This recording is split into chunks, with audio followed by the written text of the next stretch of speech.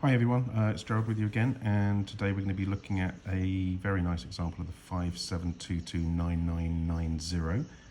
So this is from the 57 GS series, the second series of Grand Seiko, and this is also referred to as the self-data because, as we can see, it has a date function. Now, the history of the 57 GS series is relatively simple. There's actually three core references in steel, starting off with production towards the end of 1963 with the 43999, and then starting, I think, probably in sometime in 1965 with production of the 57229990 that we see here, and then in 1966 production of the 57229991, and all these three models vary in a number of different ways. Firstly, the dials are different, and I'll explain how we can spot the different dials in a moment. The movements are different, the casebacks are different, and the crowns are different. And one of the interesting things is we get a lot of overlap between these three references within this one series. So we have a 43999 with the 430 movement, but also towards the end of the production of the 43999 there is some overlap where we start seeing some references with the 5722A movement, which is the movement which is in this watch. And then similarly we see an overlap between the 57229990 and the 57229991, and the overlap covers everything. So you can have dials, movements and crowns pretty much all mixed up, which makes collecting these quite complicated. But personally, my preference is for what I call the sort of the clean versions, where you have a 43999 with a 430 movement and a 43999 dial and a 43999 caseback and the coarse knurled crown. On the 57229990, what I like to see is the 57229990 dial with the coarse crown, a 5722A movement, and a 5722-9990 caseback. And with the 57229991, I like to see that with the 57229991 dial. Now, it should be mentioned that dial is actually dial coded 9990, but the layout of the dial is different. I'll explain that. And a fine knurled crown, and the 57229991 caseback with the 5722B movement. Is that complicated enough for you? So there we go. So, but as I say, there's nothing wrong. I get a lot of inquiries. People ask me, if they see say for example, this watch, they see a 57229990 with a 5722B movement. There's nothing wrong with different combinations of these. The parts are all interchangeable pretty much, and obviously, this watch is 50 odd years old, a little over 50 years old, 55 years old actually, quite a lot over 50. And obviously it would have been serviced many times over the last 55 years, and because the parts are interchangeable, and also because Seiko would actually supply a different second-hand part to the one that the watch was originally issued with. And the crown's an interesting one on this. The crown, I have a big set of crowns for lots and lots of Seikos, and the crown reference for this is 55W31N, if we look back through the parts catalogues. And that same reference number is actually given to two different crowns. I'm just going to bring them in so you can see the difference between the coarse knurled crown, which is this one, and the fine knurled crown, which is this one. So we can see when I talk about the knurling, it's the knurling around the edge. So you can see this is the fine knurled crown, so there's a lot more ridges. And then this here is the coarse knurled crown, which you can also obviously see is on this watch. So you will, sorry, juggling the camera, you will see examples of this watch with the fine knurled crown. But as I said, my preference is for the pure clean versions of these where everything matches up. Okay, so let's just have a look at this model. I'll drop in the studio video in a little while. A very nice dial on this one. You can see there is small signs of spotting in a few locations of the dial. I'll just point a couple out. So, for example, here and here just between the handset and the Grand Seiko logo. I mentioned before about the 57229991, the last of this series of watches, having a 9990 dial code, but the layout is different. So here you see on the left hand side of the 6 o'clock marker, it just says Japan, and then the dial code is on the right hand side, 57229990 TAD. With the later example, the 57229991, they move the 5722 over to the left hand side of the 6 o'clock marker to sort of better balance out the dial text at the bottom, which I think is quite an interesting little update that they did. But also that dial is fundamentally different because it doesn't say chronometer, and the text and everything is completely different. So there are bigger differences than that. The 43999 actually has the text made in Japan on the left hand side, whereas all later references only have Japan, and then has 43999 and then either AD or SD dials, depending on the variant of the 43999, but that's for another day to talk about those. So that's the dial variants. Let's just have a look at this case. Obviously you can see this has been worn. It's got some sort of light scuffs and hairline scratches, but it's very, very nice in terms of retaining its original sort of sharp edges that I'm just trying to highlight there, that you can see in the different facets. There's the crown, which I don't think is quite coming into focus, but you'll see that better on the studio video. So just go down the side of there. Very nice box crystal. Let's just spin it around and look at the other side. Again, very nicely defined edges and facets. And then if we turn it over, we'll get it the right way around. So here we see the case back. So again, this is a 57229990. So here we see 57229990 on the case back. The 57229991, they changed the medallion from the Lion logo medallion to the GS logo, and I think the Lion logo is a lot more desirable. Waterproof 50 and stainless steel. These references were also available in cap gold and also in solid 18 karat gold. The cap gold ones for some reason aren't that desirable.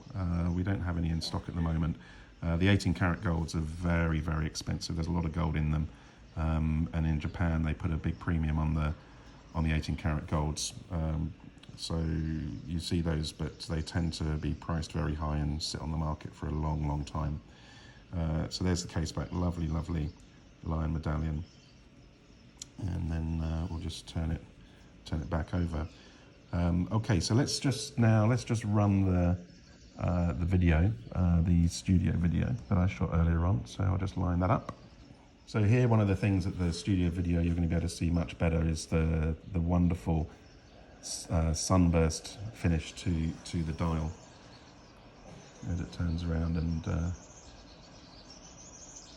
I'll just let it run. You get a good sense as to the marks on the case and the bezel as well. And there you see the wonderful sharp edges on the handset, and then the crown. See the W Seiko, and the W Seiko is actually embossed into the crown. The King Seikos have very similar crown, the King Seikos from the era, but there the W Seiko is actually raised out of the crown, and you do quite frequently see examples of these watches with the King Seiko crown having mistakenly been put in, so that's something to look out for. Just a little bit on the history. This reference was first featured in the 1966 catalogue, which was the Seiko catalogue #1, and it was pictured alongside, or listed I should say, alongside the 18K reference, but they actually used the same picture for both references. We'll see here, I'll just drop that in. The 18 karat case, so the solid gold cased 57 GS series, of which there are a number of different variants, they all say made in Japan on the dial code to the left of the 6 o'clock marker, so that's how we can tell that they've actually just simply used the same photograph. Obviously it's in black and white, so we don't have to worry too much about that, but that's how we can spot it. One of the interesting things, again, thinking about the photographs of these, is the 57229991 was actually introduced in the 1966 Volume 1 supplement, which we presume probably would have come out in the latter half of 1966. But then when we see the 1967 Volume 2 catalogue, the photograph that's used, we go back to the 57229990. So it's not surprising that we see a lot of mix-ups, whether you want to call them transitional models or not. But if they're different versions of this reference with parts crossing between the pure examples that I explained earlier on, seeing as they're mixing it up in the catalogue order, they show the 9990 first, and the next catalogue they show the 9991, the next catalogue they show the 9990 again. It's not really surprising that we see some confusion in the references as well. But that was the final catalogue that showed the 9990. It was the 1967 Volume 2, and after that we only see the 9991 for the next few catalogues. Now, a little bit of a bonus extra. This watch is not just a watch in terms of what we're offering for sale here. This is only the second example of a Grand Seiko 57 GS that we have ever come across that also has its box and papers. So I'm just going to zoom out and then we'll have a look at what this comes with. Okay, I'll show you separate photographs of these, which I'll drop in at random points throughout this description, because I can't fit it all in the iPhone shot that I'm using here. But what we have with this is we have the original inner box with its tray. We don't have the outer box for this. Now the inner box is interesting because it does just say Seiko on the outside, unlike the Grand Seiko first box where it said Grand Seiko. For some reason they dropped that. I think it was probably because this box, when, as we can see on the inside where it says Seiko Chronometer, was used for the liner chronometer as well as the 57229990. So because it was used, they utilised the box for more than one reference. Obviously they couldn't say Grand Seiko because obviously the liner's not a Grand Seiko, so I guess that's a little bit of efficiency or cost saving, if you like. And then on the inside, accompanying the watch, is we have a number of pieces. First of all, this little tag is always fascinating, where it has the movement number. Because the certificate only has the movement number on it, it doesn't have the case number on it. Then what they would have done, they would have attached this little tag to the watch when it was on display, so that they could match it up with the correct paperwork when they actually sold the watch, and that would prevent them from having to open up the back of the watch to check the movement number. So that is quite amazing to think that a tiny little piece of paper like that, or a little bit of card like that, has survived with the watch and stayed with the watch for 55 odd years. So that's that. The other thing which is very nice is this swing tag, Seiko Chronometer. This same swing tag, I believe, also you will find with boxed examples of the liner chronometer. It just says Seiko Chronometer on both sides, so that's very nice with its original gold. What do you call that? With its original gold band, thread, whatever. Brain's gone dead. Then we have a manual. So we have the manual that talks about, interestingly, both in English and in Japanese, basically saying that the inspection standard first adopted in Switzerland, and then they're doing it in Japan as well.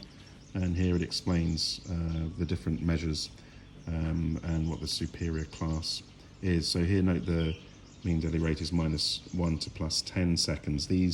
All these measures actually were tweaked and improved over the lifetime of the vintage Grand Seiko period, and ending up with what we now know as the Grand Seiko standard.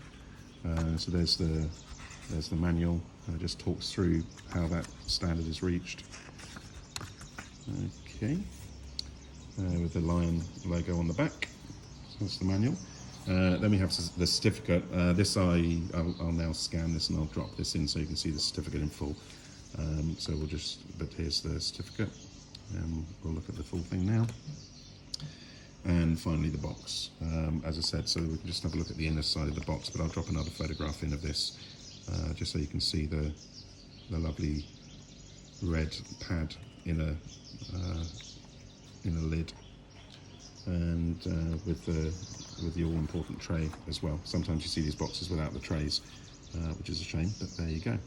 Okay, so this will be going up on the website, well, pretty much when this video goes live.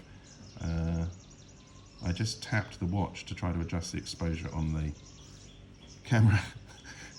So that's, I'll leave that in, just a little bit of humour. But as I say, a very nice example. It's only the second that we've had of a 57 Grand Seiko, complete with its original box and papers and swing tags. So this will be listed on the website when this video goes live. Click on the link below if you want to, we'll see the beauty shot of this watch that you can see in high resolution. And if you have any questions, please don't hesitate to fill in the inquiry form, which you'll find below the description. And we look forward to hearing from you, and we'll be back again in a few days with another watch for sale. Thank you very much for watching.